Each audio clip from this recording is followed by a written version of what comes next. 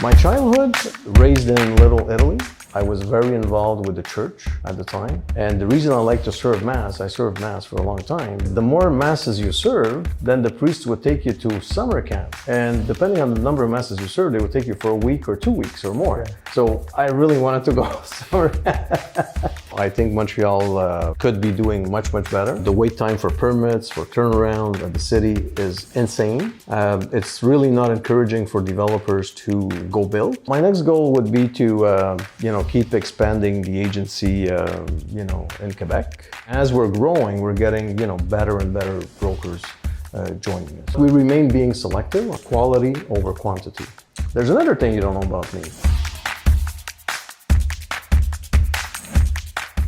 Welcome to our first episode, our first show of Top Talk Canada. And today I have the great pleasure to introduce to you or to present to you. Most people know this gentleman, Mr. John Faratro. He's actually the president of the agency Montreal. I've known John for over 10 years. John was my first client. And that's why I decided today to have John as my first guest, which I'm honored to have today in this show. I've never had the chance to thank you for the trust 10 years ago, but I always say it, I always mention it. 3 decades in real estate, John, how do you feel? First of all, thank you, Mo, for this opportunity. Obviously, I've always been happy to support you since day one. I think you continue to do an amazing job in what you do. Thank you. The best in the business in what you do. So very happy to have been part of it and continue to be part of it. Thank you. And thank you for this first interview. It's amazing. So feel great. I'm still enjoying the business. I love real estate. All I do and all we do in my different companies is all about real estate. So although I'm not getting younger, but I still have fun every day coming to work, and I really enjoy what I do. That's amazing. Like 30 years of real estate. You were the president of Struktur. You've done developments, you've done buildings. Correct. Condo projects. Projects, exactly. You built. Yes. It was like 4 stories condo project. Yeah, Struktur Development Immobilier, which was my condo, still is, condo development company. My sweet spot, my specialty was, smaller condo projects, 3 stories, mezzanine, wood structure. I've done quite a few, around here, Little Italy, Milex, Villemar, East End, very nice projects actually. I did one big one, which was my only big one, and I didn't want to do another big one after that because it's a very long process. It was over 80 units, but my specialty was smaller projects, 16 units, 20 units, 8 units. And I remember I asked you that question. Why do you only do like small projects? And you said you always want to keep the quality and give the clients the best and make sure that you take care of the clients personally. Correct. And I have to say that I realized this many years after, and to this day, I've become friends with many of our clients that bought condos. Second, the big majority of people, that bought condos from me are still living in them today. Same ones. Like 15 or more years later, they're still living in them today. So it showed to me that they're very happy where they are. The quality is amazing. We never had complaints. And, so that's basically a sign of something good that we did. If people are still living in them, so many years after. What do you feel about the industry now with all the real estate agents and the developments and everything? Like, do you feel that there's a trust in the market between developers and the clients? Well, listen, in general, I think someone client that comes, new in the business or in acquisition, there's always a little bit of mistrust. That's why brokers are there to basically guide them. And there's certainly a lot of very good brokers in the market. We're one of the most regulated in terms of, brokerage industry in Canada or the world. Quebec is very strict in terms of brokers. And there's also a lot of very good developers out there that, give a very, very good product. Okay. So I think the market's very healthy on that side. I have really, there's bad apples in anything, anywhere. But in general, I think, we have a very nice market in Quebec. So you started as a real estate agent, then you moved to development, and now you're the president of a real estate agency. It's basically, yes, all around. But like I said, all I do is real estate, right? All we do is real estate. So changing careers. Ownership. Within 3 decades into real estate always. Yeah, it's always real estate. Like, brokerage. I had my agency a long time ago, which then I sold to a major, international firm that came into Quebec many years ago. Mm-hmm. Following that, I was a broker for many years, went into development, acquired real estate as well. I also have a, nice real estate portfolio. The building we're in, I own this building, and where our office is. But going back into brokerage, basically with the agency came a little bit as an opportunity.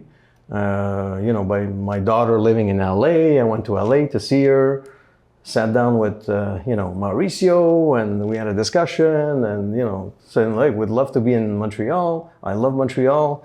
And that's how it started, and that's how it sort of came about, right? It's been a great challenge. We're doing extremely well. I think we're taking more and more, market share. We're right now over 50 brokers and more coming. It's been great. I remember when you started, you had like few agents, and in no time, the way you build a team around you of like fantastic brokers in the city, it's an amazing achievement. Was it hard for you to select those brokers? Was it hard for you to get brokers to the agency? Well, I think the recruiting is the most difficult thing in our business, right? And the second most difficult thing in our business is retention, keeping the brokers after they come in. But recruiting, it's based on relationships. I think it's based, mostly on your personal relationships, who you know. Obviously, I know a lot of people in the city. I've been around a long time. I have, good sort of connections also with different people. And slowly as the brand started picking up speed, obviously now more brokers are calling me. But we remain being selective. I have to say, we're not taking on just anyone. Okay. It's quality over quantity. That's basically our business model. Initially it was a bit challenging, and because the brand wasn't known, mostly in Quebec, although people know it from the show or Mauricio or the other whatever.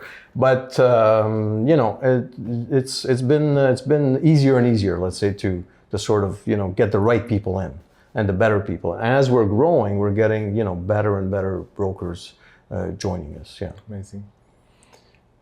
Talk to me about John Faratro, the person, apart from real estate. Who's John Faratro? John Faratro is, someone that I enjoy what I do. I think I'm always positive. I don't like negative people around me. I'm in the office every day. I like good wines. I like good food. I enjoy cooking as well. That's a bit of my pastime. That's obviously I love my family, my kids, my son's now is getting involved in the business. That's basically very very simple. I like cars too. Yeah. Amazing. And what do you do to keep in shape? What do you do to I saw you have a gym in the building. I could use the gym much more, to be honest. Okay. I could do a lot more. The problem is I run out of time because honestly I enjoy working. Sometimes I'm in on the weekends, on Saturday and Sundays, and trying to do a lot of stuff. especially as we're growing the brand. I mean, the last few years have been, quite busy. And I'm going to be busier actually because we're expanding the brand. We're opening different offices, so it's going to continue to be busy. So Amazing. I could have a more balanced sort of life. I agree. Eventually, I'll get there. Mm-hmm.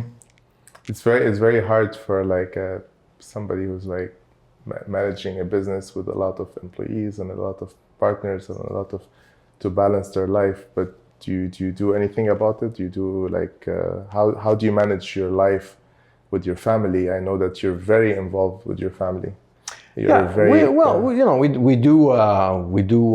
do things together. We do vacations together.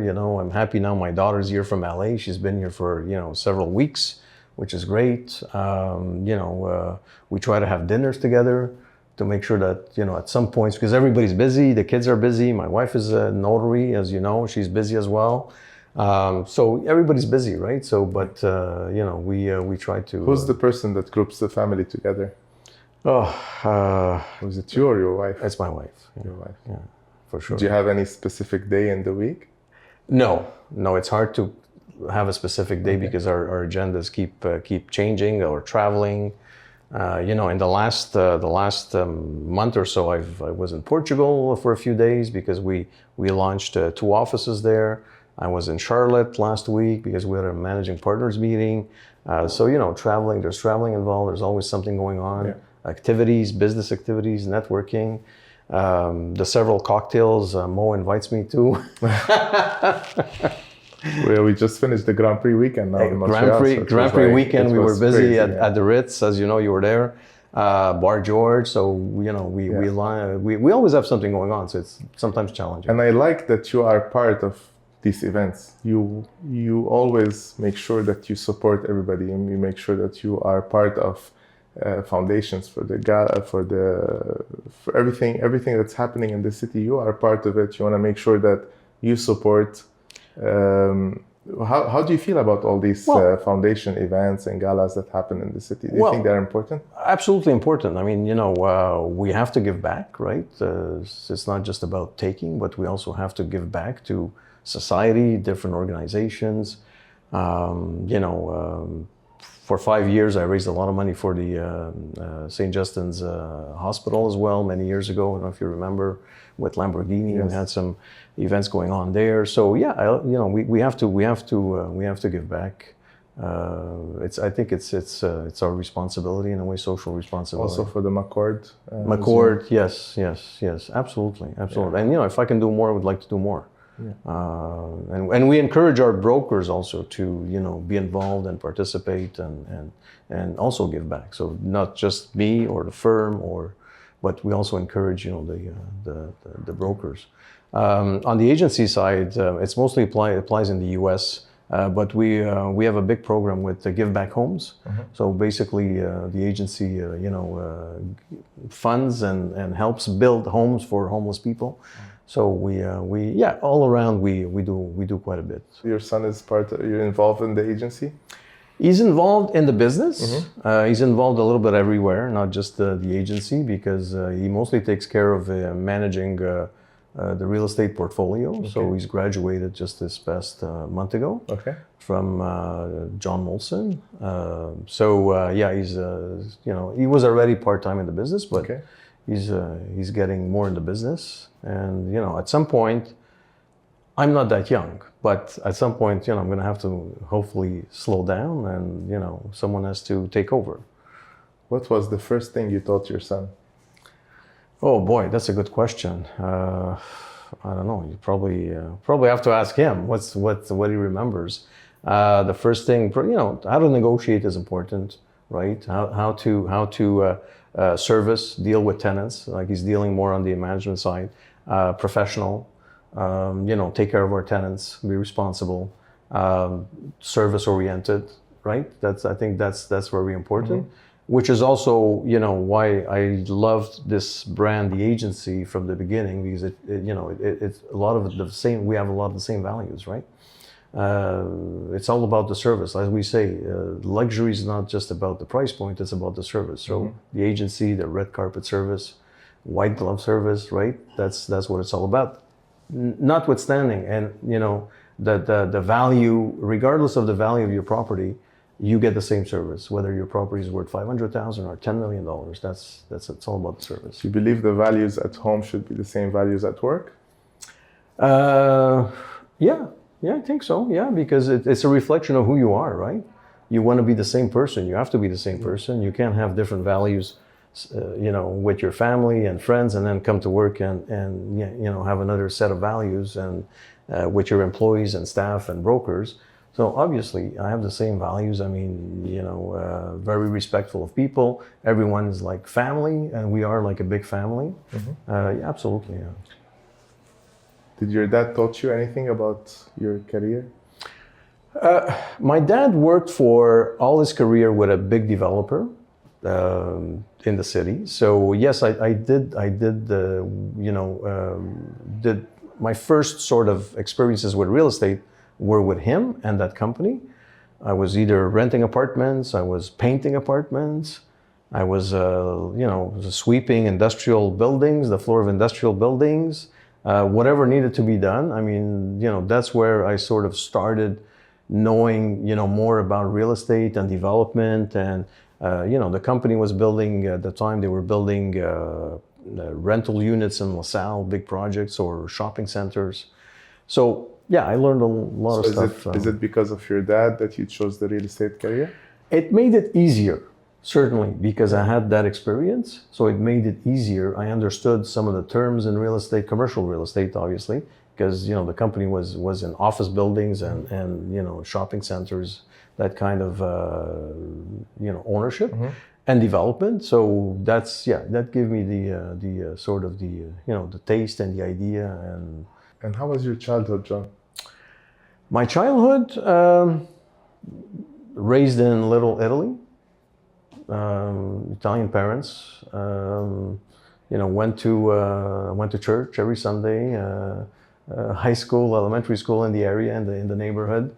We used to play in the lane in my days. We had lanes in the back. We used to play baseball there.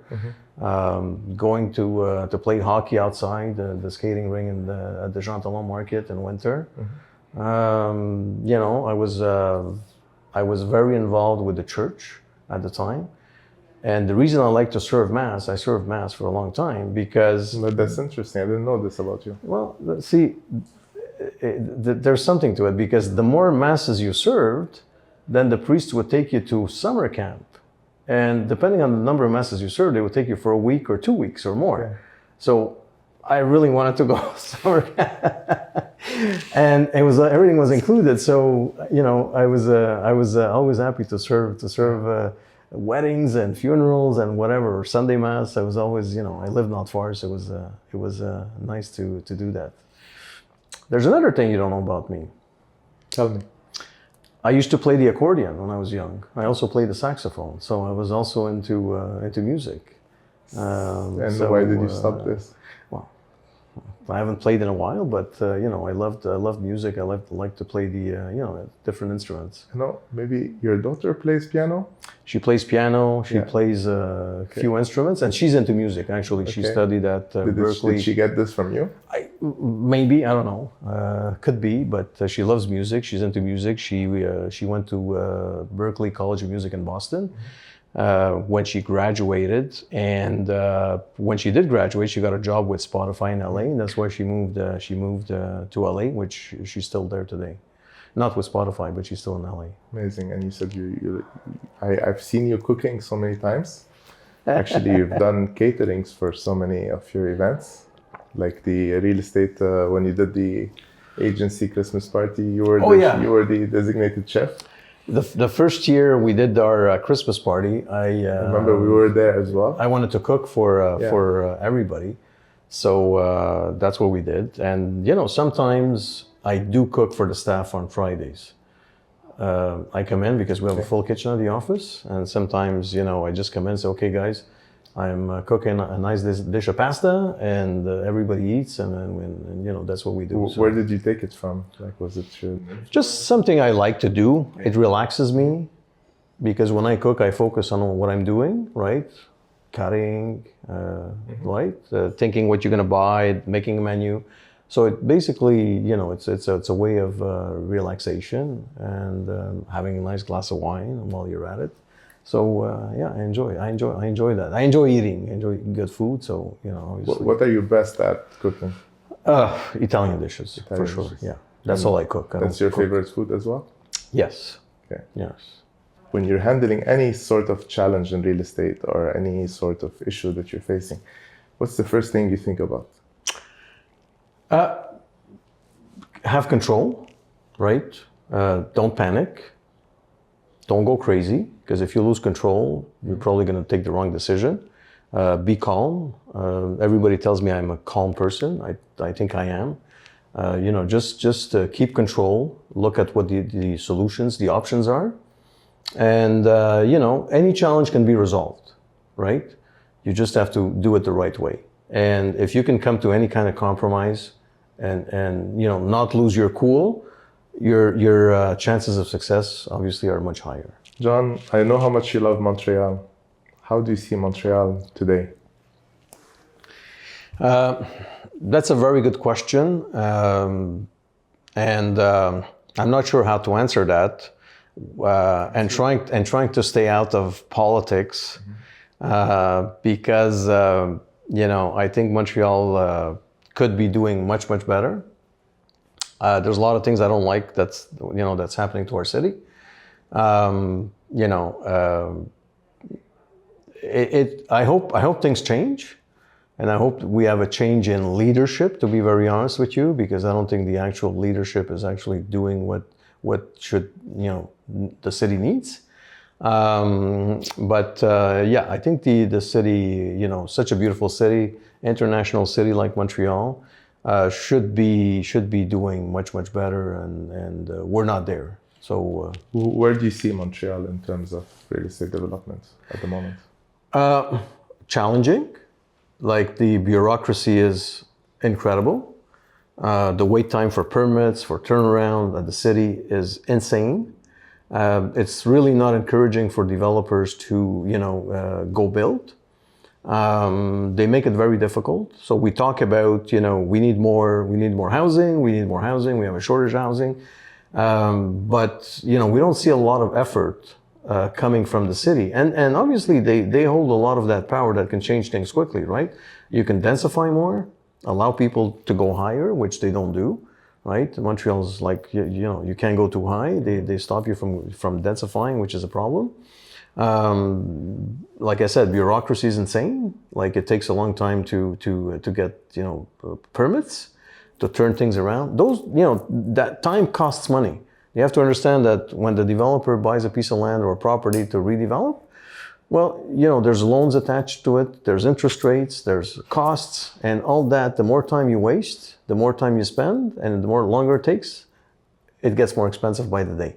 So, at some point, you do your calculation, you do your numbers. Obviously, a developer is doing it to make money. It's a business, right? If you don't make money, why do it, right? So it's been extremely challenging, unfortunately, and I hope it would get better. I myself, I have to tell you honestly, just sold a property like 2 months ago that I was going to develop, and I changed my mind because it's too difficult. So I said, I'm just not going to do it, and I sold it. Because that's what I see. I see developers being discouraged to build because of all these issues. It's not encouraging.